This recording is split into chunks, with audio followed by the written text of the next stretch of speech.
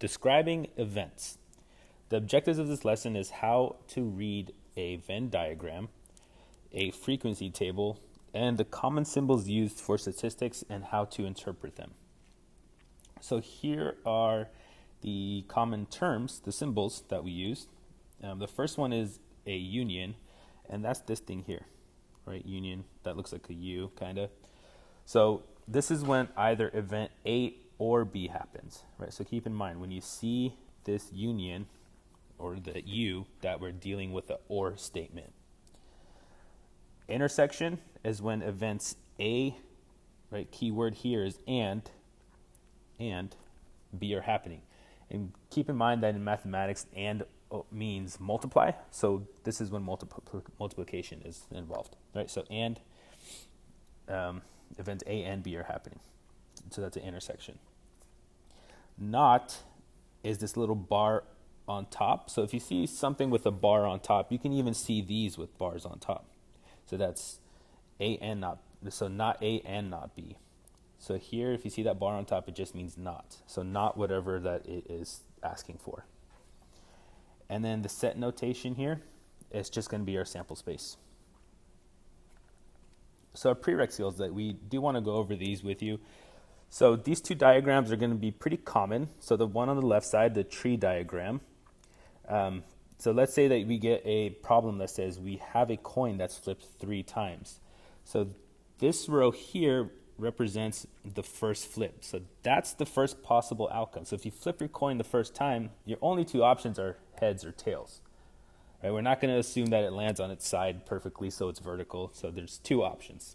It's either you get a heads or a tails.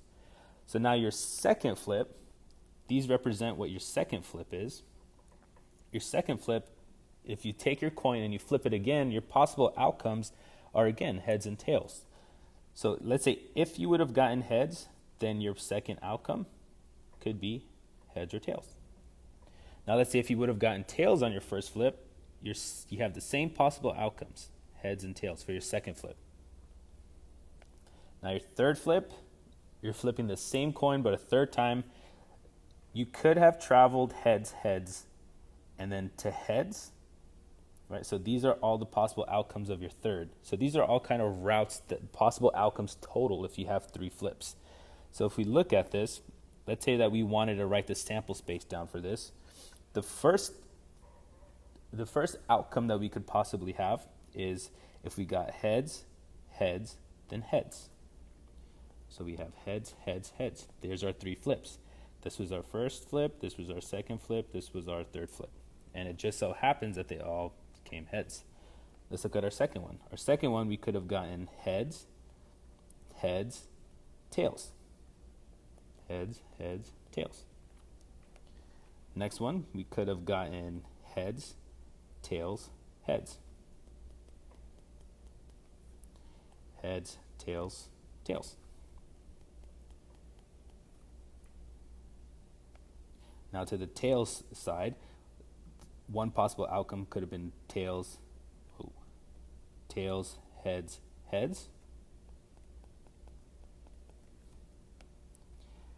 Tails, heads, tails.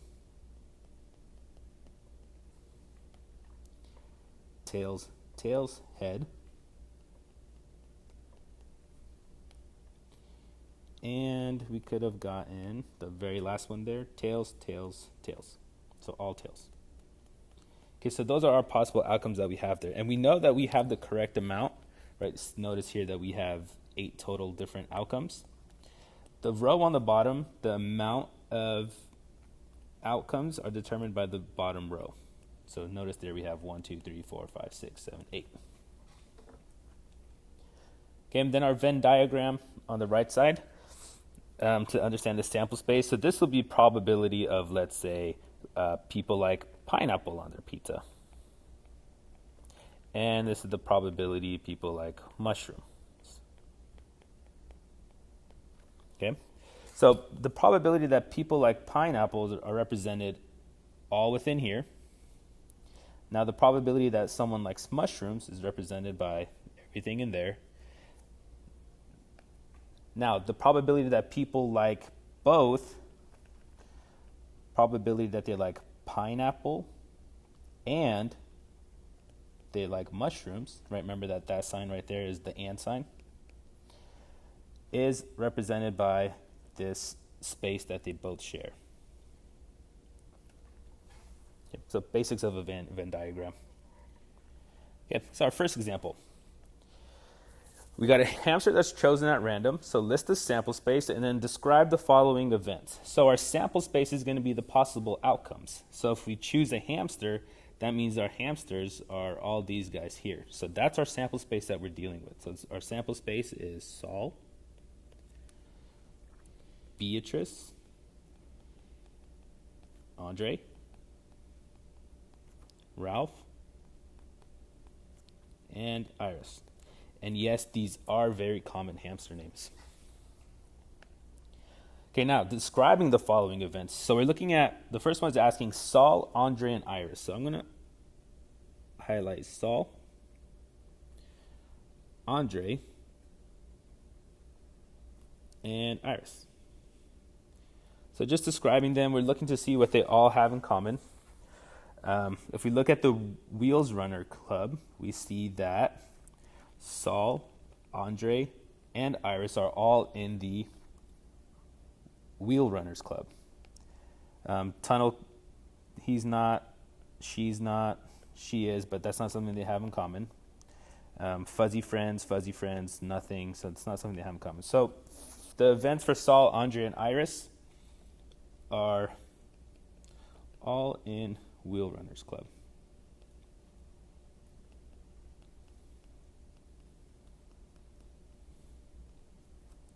Okay, let me erase my highlights.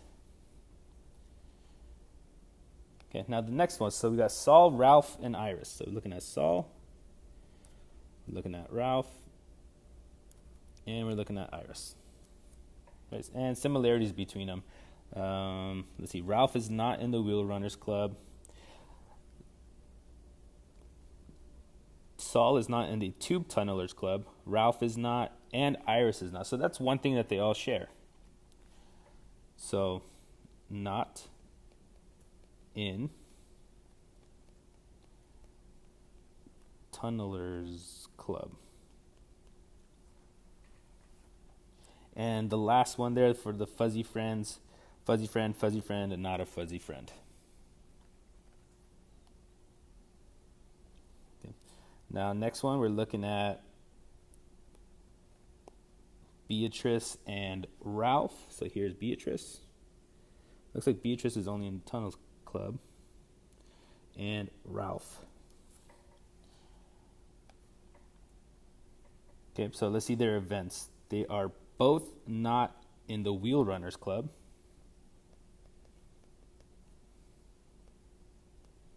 The Wheel Runners. Let's see, Tube Tunneler is not, wrong one, is not a Tube Tunneler. Not Fuzzy Friends is Fuzzy Friends. So that's all we can make the statement, that they're not in the Wheel Runners Club. So expanding on the Venn diagram. So we have these Venn diagrams given here, and then we have events A and B. So this A and B's you see in red, I went ahead and inputted it in, so we can get the just so we can label the two Venn diagram, the ovals. Okay, so let's start here with the probability of A.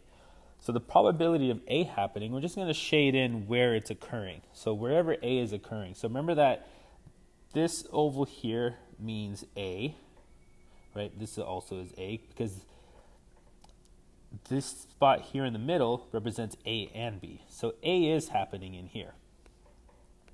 Okay, so this oval here is A, and this oval here represents B. Okay, so we want to shade in where A is occurring, and A is occurring within here, right?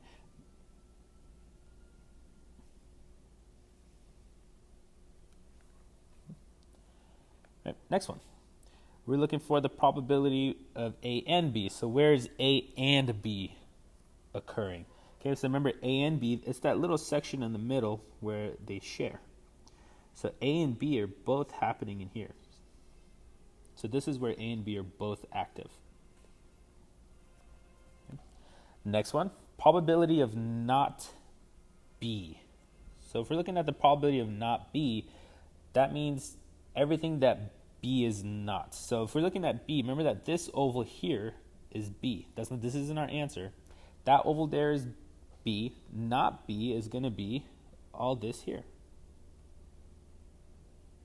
And we want to color that in. All of this is not B. If it's not B, it's A. Okay, we can't say that the middle is included because this is A and B. B is happening in there. Okay. Now on the right side, probability of A or B happening. So wherever there's either an A or a B, we're going to be shading in. So all of A we're shading in. So A is here. A is also in here. B is in here, in between, right? Because that's A and B. And we're shading in B. So if we're looking at A or B, our options are everywhere, right? Everything's included in there. Okay. Now going down here, remember that line on top means not. So not A and B.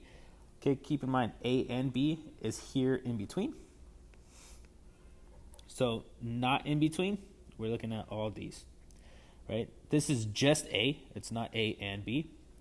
And this is just B.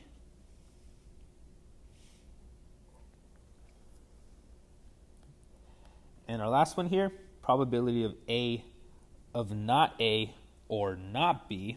So it can't be A and it can't be B.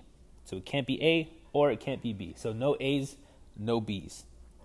That would mean that we're not going to shade anything in, right? Because if we shade this in, the A occurs there, can't do that. Shade this in, A occurs there, B also occurs there. We want them to not occur. And then B, we can't shade that in because B is occurring there. So Venn diagrams, usually there'll be like this little section on the outside of it where it's designated to the information that doesn't belong anywhere, and you would just kind of write it in on the side. So something just like that. So you would just write it in over there.